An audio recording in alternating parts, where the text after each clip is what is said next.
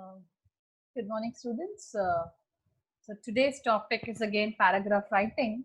So I call it as part two because already we have discussed about part one, where I gave you the basics of paragraph writing. So quickly we'll brush up the important points what we have discussed in part one.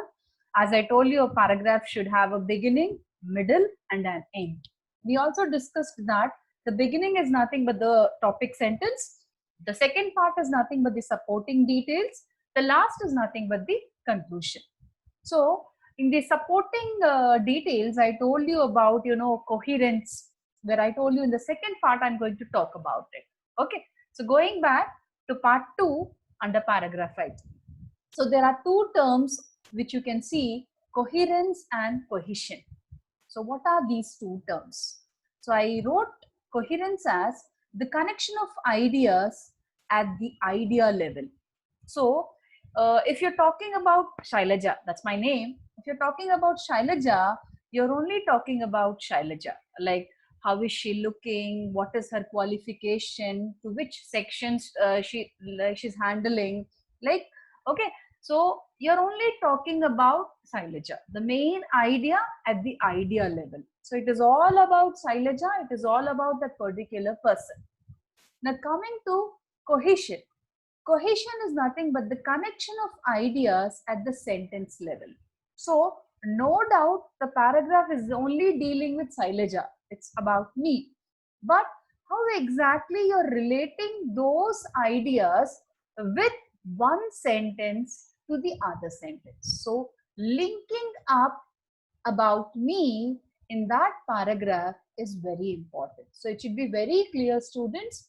Coherence is nothing but talking and giving the details of Shailaja. Shailaja is the main topic. The subtopics are my qualification, my nature, what do I teach, to which sections I go. All these are the sub ideas coming under the main idea Shailaja.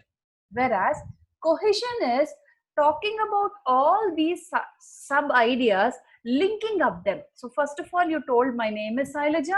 So you are talking about my qualification, to which particular sections I go. So how exactly you're linking from one idea to the other sub ideas about Shailaja. So that is the basic difference. I hope you understood.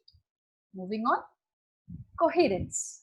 Now coherence again, the connection of ideas at the idea level. I gave you an example here. You can quickly move your eyes. It is all about when you look closely at a human face, we are aware of many expressive details. The lines of the forehead, the wideness of the eyes, the curve of the lips, the jut of the chin. These elements combine to present us with a total facial expression which we use to interpret the mood of our companion. So it is all about the idea at the idea level. You're talking about the face, only about the face. Now coming to cohesion, the connection of ideas at the sentence level. So how exactly you're talking about the sub ideas which is linking up in the other sentences. So to link up those sentences, again we have two cohesions. One at the grammar level, the other one at the lexical level. Now what is this grammar cohesion? What is this lexical cohesion? Now grammar level, instead of writing Shailaja, Shailaja, Shailaja everywhere, you can just use proper nouns, she, her, etc. The same way, lexical cohesion is all about vocabulary, how to use, synonyms. Instead of writing about, dress, dress, dress everywhere, at second level, you can talk about frock. Okay, how exactly you change synonyms. Okay, which is again very, very important.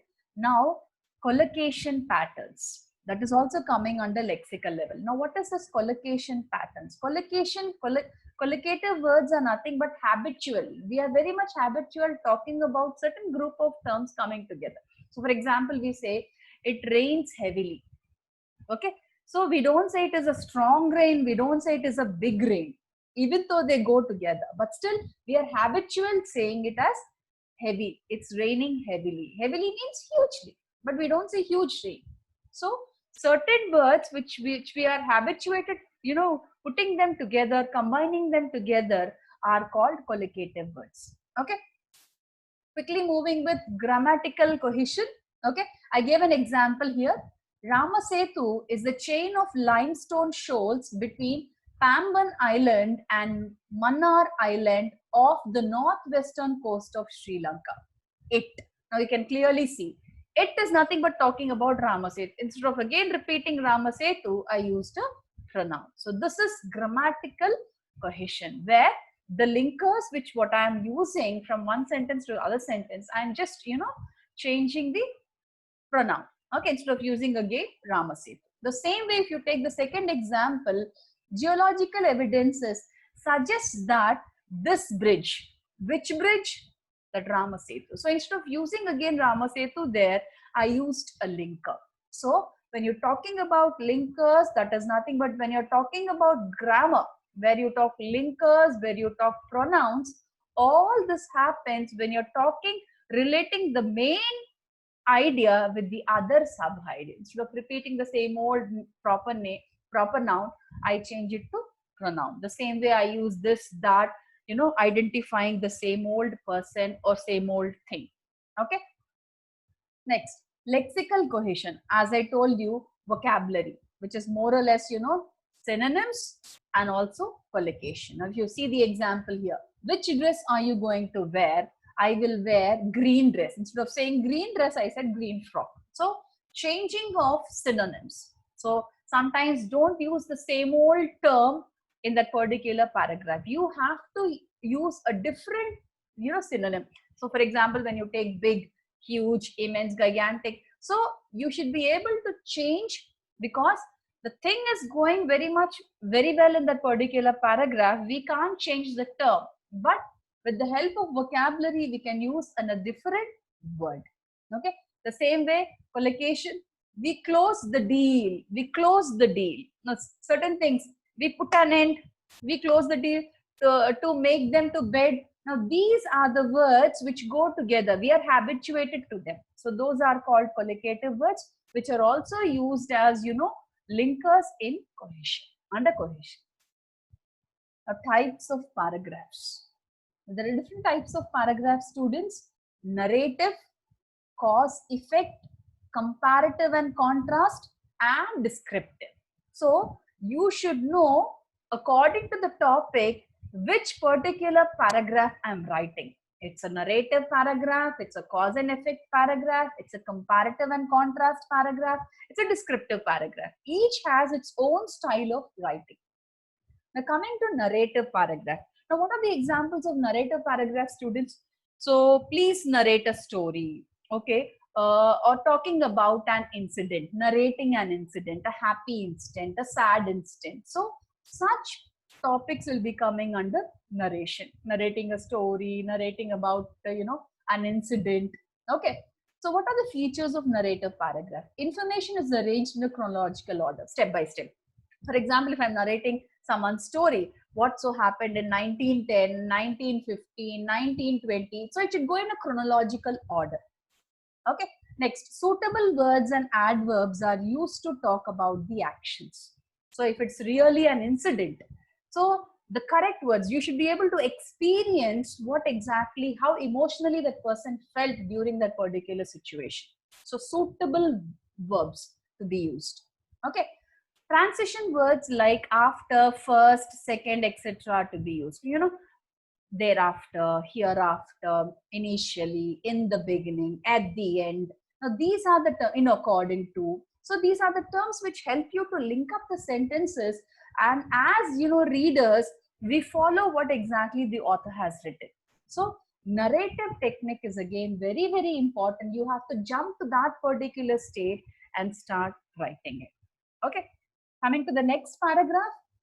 That is cause and effect paragraph. Now, what is cause and effect paragraph?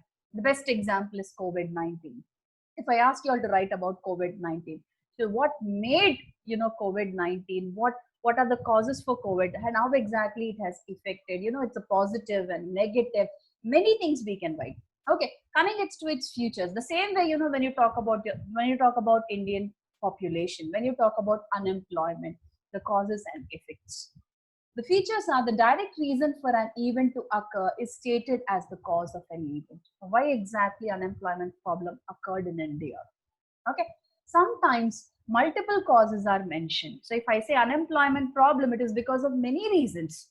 You can say reservation, you can say population, you can say illiteracy. Many things will come into picture, with arguments supporting how each cause could have led to that particular event. So talking about population, some sentences, talking about illiteracy, some sentences, talking about reservation, some sentences, cast into picture, leading it to what? Unemployment.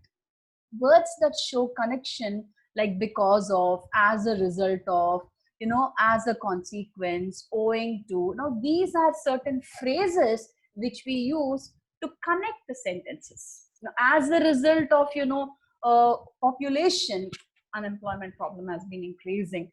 Now because of, reservation which is still pertaining in India, we are undergoing unemployment. So we have to use such terminology, when you're really going ahead with causes and effects. Okay, moving to the next paragraph, comparative and contrast. Now comparative and contrast is again very, very interesting. Now for example, if I say students write a paragraph, computers versus human brain. So you're comparing many things. You can compare, the works done by human people, the works done by computer. Okay, and the other one, contrast of computers with again human brain. The same way Samsung phone versus Nokia phone. So this comparative, comparing the features and also contrasting the features. So both things should be done under this particular paragraph. Okay, moving towards them. Useful transitional words and phrases. For example, when I really talk about comparison, I need to bring similarities between two things. When I talk about, computer and human brain, or I talk about Samsung phone and Nokia phone. Okay, the similarities to be brought in. Next, when I talk about contrast, how different they are. Use the terminology like whereas, while, however, although, conversely, yet, unlike, different.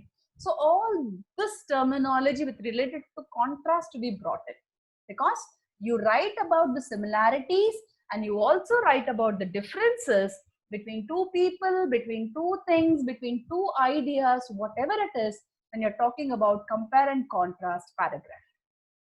The last one is descriptive, which is very, very interesting. Descriptive paragraph writing. Now, what are the examples of descriptive paragraph writing? Describing about a personality, describing about an object, describe about how exactly, a machine functions. Okay, washing machine, how exactly it functions, describing about its functions. So all these things will come under describing. Now when I really talk about describing or descriptive paragraph, different terminology to be used. Now for example, if I'm describing about, a personality, so physical appearance is very, very important. Talking about, her face, hair, it's long hair or short hair or curly hair, talking about the shoulders, like broad shoulders, narrow, or whatever it is. Such things physically we need to describe, then talking about the character. So all that is very, very important when you're really talking about descriptive.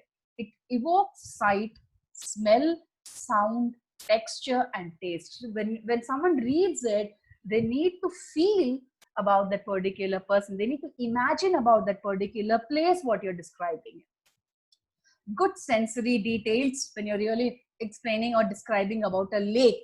So we need to visualize that particular lake, figurative language to be used. Okay, precise language, it should be very accurate, very correct. When you're really talking about the colors, all that should be very natural. And careful organization, it should be linked very carefully from sentence to sentence. Okay, so these are the 4 kinds, students, and in the next class definitely we'll take one paragraph at a time and I'll see how good you're going to present each type of paragraphs. But today that is done. Thank you.